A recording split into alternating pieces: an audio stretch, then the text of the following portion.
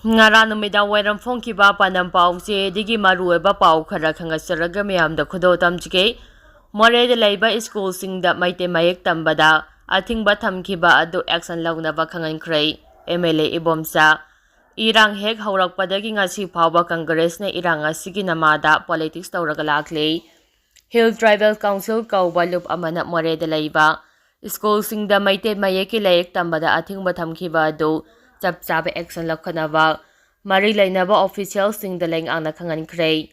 ain kai bathabok sing leng ang yeng dun lairoi haina BJP ki spokesperson MLA ki HC Bomsa na phongdok kray ngasi nungthil nai chafa chu thekta leiba thambang sangle na pangthokpa pau ki mifam amada mahak na hai state asida logi wangbada thabok torok pasingi mathakta akambe action lakhakani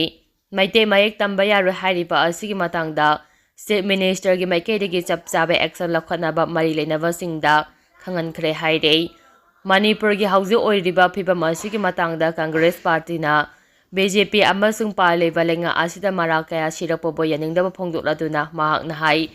Manipur de irang tho oliva sikumja lising masama pahumpugu nipanda Indira Gandhi na prime minister oringai Congress lenga matamdagi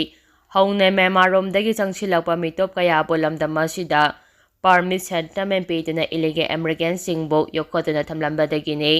Lonya na illegal American sing aduna maram oidina singi district karada abnormal population growth laan kivani umang kokthok tuna poppy plantation tarak kivani maram aduna political gi khenaba thamdana lebak na henelui haibagi wakhalol de iranga sigi horapam amade core issue naina duna solution purak na bahona minasi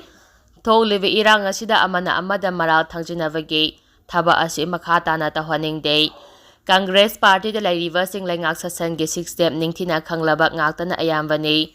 irang asi hek haurakpadagi ngasi phawbada Congress na makhoi gi political gi khudong chaba launaba politics tawraga laire hauji irang khara nemtharaklaba asida su Congress Party na political gi khudong chaba launaba honaba gi mathakta Prime Minister Modi Union Home Minister Amisa amade State Minister Birenda yumpham yaudaba maral kaya sidina politics tawri masi laibak thibani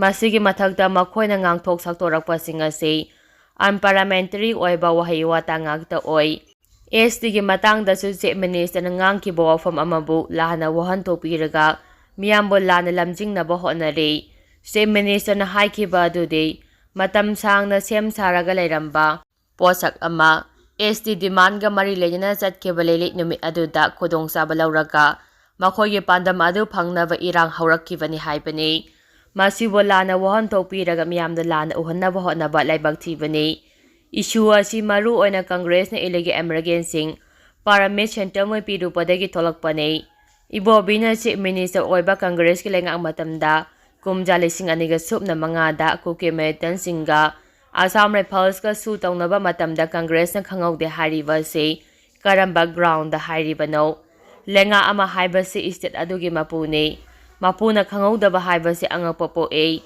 masigi matung kumjali sing aniga supna nipandagi Manipur lenga India lenga amade Kuki militant singi marakta tripartite talks athaba haukibani shu tawba asida monitoring group lairabasu matam adudagi hauna mathau amata tawkide Kuki militant singa china phongna highway da amade mafam kayada phongna tax lawbagi thabak chathaduna lakhi matam aduda ngamkhai paring da kilometer 13 fawba free movement regime chatnarambana maram oiraga illegal American sing kaya changmangani haiba je khanduna yengba changi logi wangbada drug khulaina chingba kaya maning tamna putok posin tawbada kanana yengsilamgani haiba se khangminaba changi maram kaya asina maram oiraga Churchampur yauna Kuki phurumna khundaba mafam singda missing khangi hengalakibani khul kaya masing hengalakibaga loinana poppy park sana thaba haurakibani mathakta pankriba singa chine iranga sigi haurakfamni hairaduna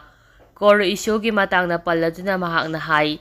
lenga asi lakpadagi mitop khandoktuna masagi maramda halankinaba thaba paikha haurakhi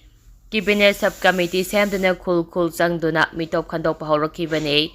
committee asigi chairman chule pau hakipna oibani mahangna lucinglaga mitop khandok haurakpada illegal American kaya thengnarakpadagi makhata na changsinbada mahak yarakidavani adubale paule hauraba silem hauriba committee gi member ani na lucingduna makha chathaki aduga lengakta report tawrakhibani lengangna miyamgi interest thabak tawrokliba kaya asibu political khudongchaba lauduna miyamna lan uhannaba honnarakpa laibak thibani paugi mifam aduda saruk yakhiba BJP gi spokesperson Suresh Kumar na hai Chief Minister na Governor da haija nonjare haina MP Bimol na phongdokhiba si laibak thibani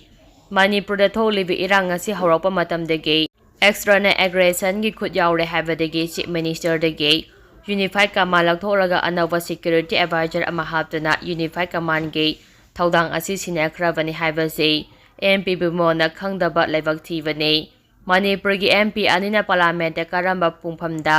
Manipur gi irang asigi core issue pukhakrabagi Manipur dagi zakhiba Congress ki MP ani asi khwaidagi sonba masagi sumang sitaba migi sumang sitpa MP ni haiki makhatara popogda relief camp da lariba mahairoi singi free boarding ama hangdokhrei Model English Academy Norem Thong na relief camp sing da lariba IDP mahairoi singi oiba boarding ama Imphal West ki Sangai Prok mamang laikai da hangdokhrei Norem Thong da laiba Model English Academy da ngasi pangthokhiba paugi mifam amada Academy asigi founder singkhai ngamba tongbram na boarding hangdokpagi wafam phongdokpaga loinana hangdokliba boarding asida class 8 phawbagi manungda laiba IDP mahairoi nupa macha amasung nupi macha singna laibada phi amata lauroi haiba wafam thamki mahangna makha taraduna hai lamdam asigi mahairoi singba malemgi chawkhatlam jail da yawba ngamanabagi pandamda kumja laising aniga somna kongani thoidegi academy asina mahairoi kaya lemna mahai tamhanduna lakle lamdam asida kumja laising aniga somna kongo humdoigi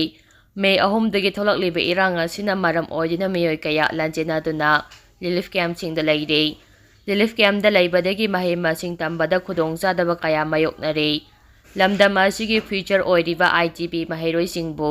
Sabsana mahai tamba pangangadavani habagi wakhalolda ITP mahairoi singgidamak boarding asi hangdokpane kanagumba ITP singna khudongchaba asi launingba lairabadi Mobile phone number 8258018896 da pau phobiraknabasu Academy asigi founder Singkhai ngamba tongbramna khangalakle makhatarapa pauda Kuki militant singni thadokhrabani IM Kutuna Kuki Jobern tartaruk ngarang phajingki hairakliwasi makhoigi manungda Kuki militant mari yaurambaga loinana AK rifles ama yaurami adubu TNL gi wafam ngakani habadagi thadokkhare haina NACM IM na phongdorakhrei makhatarapa pauda scam muthatpada tengbangbiu haina Kangleipa Communist Party KCP PWJ MC Unification gi PRO singkhai ngamana thadorakpa Joel amana haidi